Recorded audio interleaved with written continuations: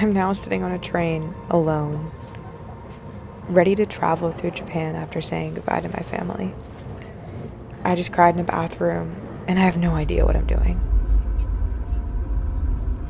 Goodbyes are always the hardest part.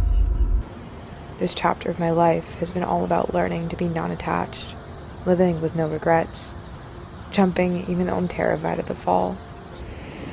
I don't know what I'm so afraid of, but this time around I'm more scared than I've ever been. Unfamiliarity, loneliness, myself, I don't know. Maybe it isn't meeting myself that worries me, but rather losing the parts of me I've tried to hold on to for so long. I went from spending 365 days a year with my family to 30 if I'm lucky. But one day is more days than most people ever get. I get to live this life, a life in pursuit of passion, adventure, and discovery. I'm listening to Miles' heart right now. God speaks to me sometimes in subtle messages, and sometimes I swear he speaks to me through song. I don't think anyone realizes how excited I am to fucking surf in Japan. What has happened to my life?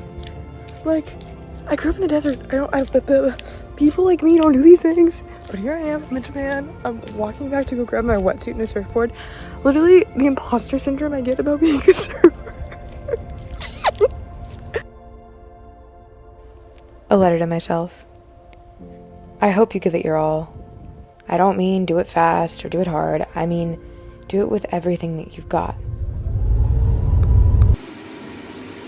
Good morning. Surf check. So a typhoon came in.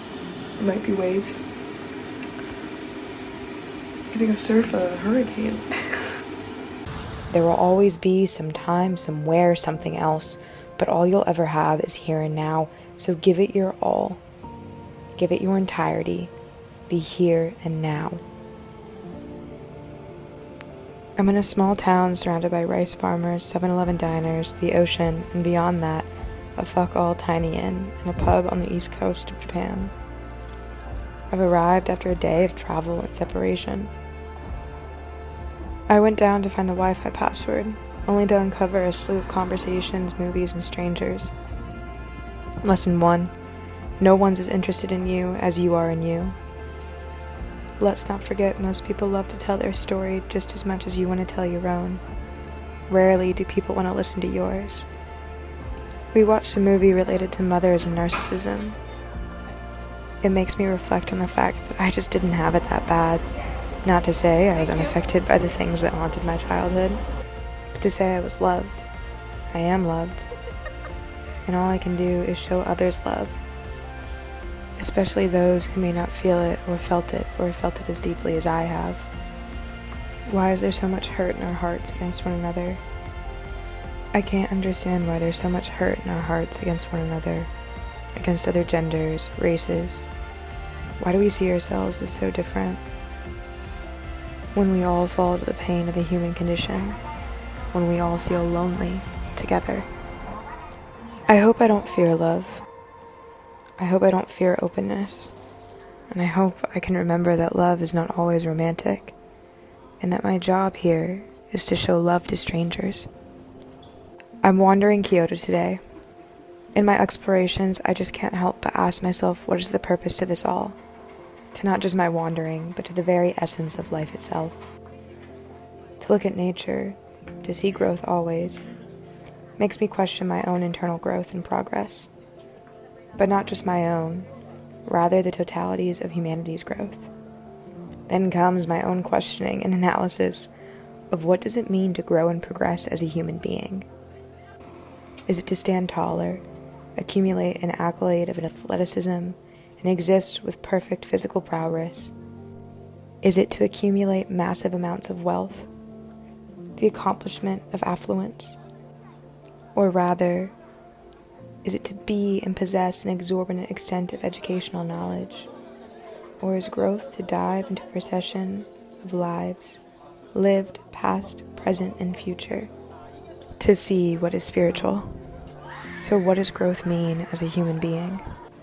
When traveling, I think growth lies in the synthesis with new experiences, and constantly being stimulated by a plethora of new things.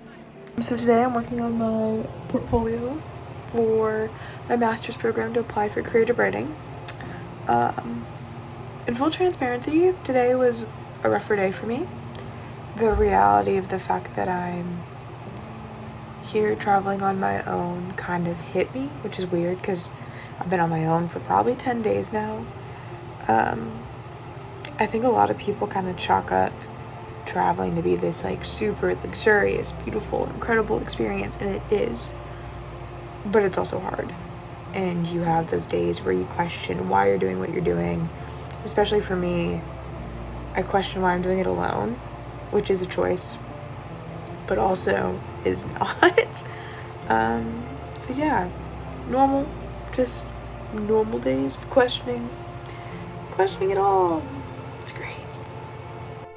I submit myself to an influx of thoughts, ideas, consciousness, and subconscious.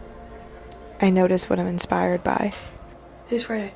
Okay, so I've been in Kyoto for like a week now, which is great, kind of. Kyoto's a really cool city, but I find that whenever I'm in cities, I feel a little more alone, which is funny, right? Because there's more people, so you should feel less, which could be my mentality. I could just get more overwhelmed and not want to say hi to people. But anyways, I've been training for a half marathon. I feel so embarrassed saying that. I've been training for a half marathon while traveling just because I feel like it's a good way to keep me grounded, and to keep me in some sense of a routine even though I'm so transient. And I want to take you guys along with me, but I also don't want to hold my camera and run. Valid point, I think.